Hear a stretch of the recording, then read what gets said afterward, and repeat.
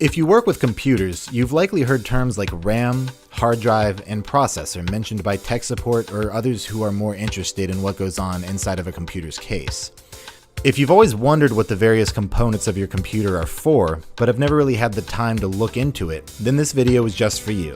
While each one of these components is complex enough to spend a lifetime learning about, I'm going to give a very broad and general overview. A typical desktop computer comes down to these 7 essential parts: case, power supply, motherboard, CPU, RAM, hard drive, and graphics cards.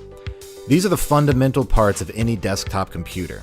It may seem daunting at first, so let's separate these into 2 categories: simple ones and the more complex ones. For starters, let's look at the case. The case is nothing more than a big hunk of plastic that houses everything else.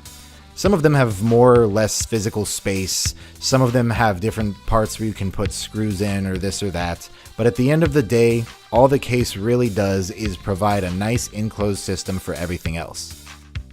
Next up, we have the power supply. This part of your computer, almost always located on the bottom, is the part that plugs into the wall and provides all of the other parts with the electricity needed to do their thing. You can think of it as an extremely advanced AC adapter. The last of the simple parts to mention is the motherboard.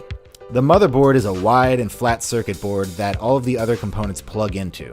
It's the part that lets all of these components send electrical currents, composing data, between each other.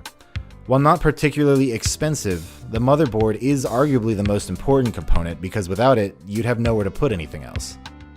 So that's it for the simple components. Now let's move on to the more complex parts, the ones that deal with data. The 4 main components to keep in mind here are CPU, RAM, hard drive, and graphics card. Now first things first, I'm going to establish some terminology. Keep in mind that CPU is also known as the Central Processing Unit, or processor.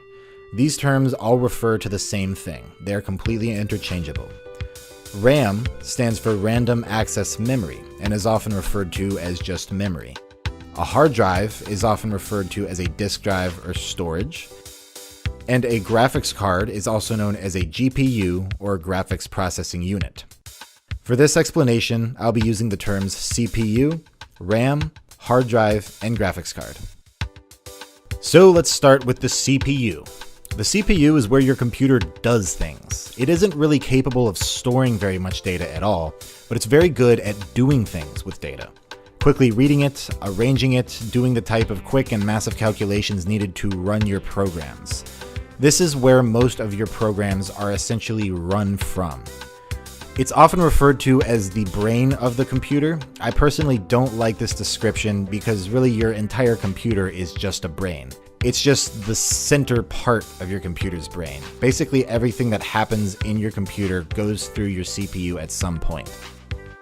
Now let's talk about RAM and hard drive at the same time because they have a very unique relationship, which is probably why people often confuse the two.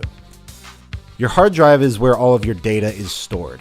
When your computer tells you you're running low on space, it's because your hard drive is almost full.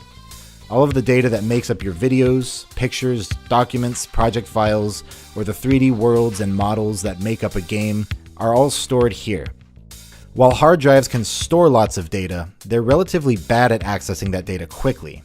Everything is accessed through a tiny little wire here, and because most hard drives are made up of spinning disks, your hard drive isn't going to be able to constantly give your CPU the information it needs to run certain programs. That's where RAM comes in. RAM is another form of storage. It stores the exact same kind of data as your hard drive, but RAM sacrifices storage space for nearly instant accessibility. Unlike your hard drive, which sends all of its data through a tiny little thin wire, your RAM is arranged in these long, thin sticks that insert into your motherboard.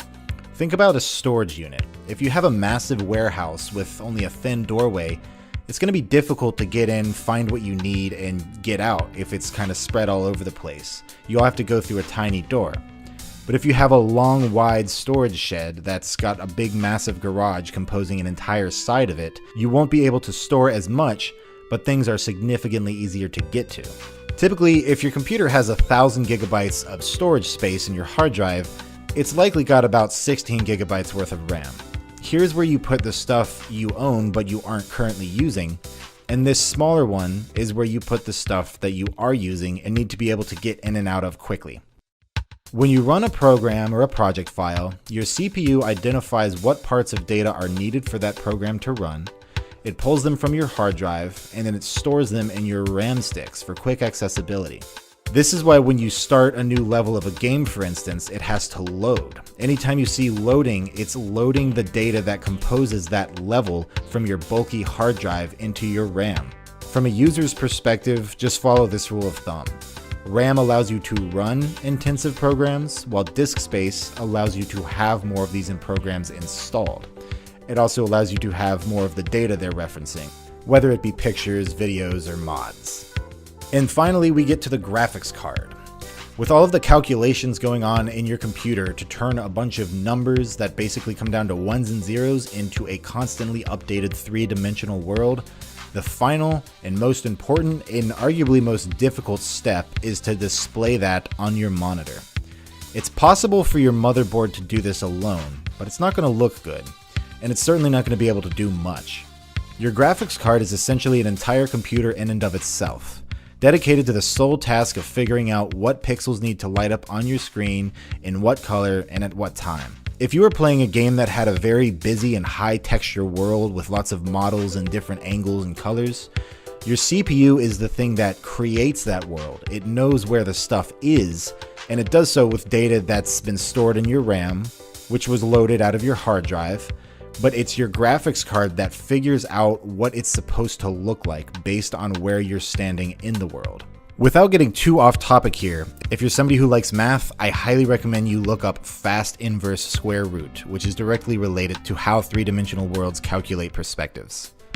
So that pretty much sums it up. There are other components worth mentioning, such as cooling systems or internal wireless cards, but really those are extras.